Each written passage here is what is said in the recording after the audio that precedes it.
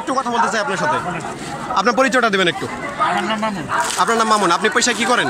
আমি অনলাইন ব্যবসায়ী। অনলাইন ব্যবসায়ী। আপনি পানি বিতরণ করলেন, এটা কার অর্থায়নে? আমার অর্থায়নে। আপনার নিজের অর্থায়নে?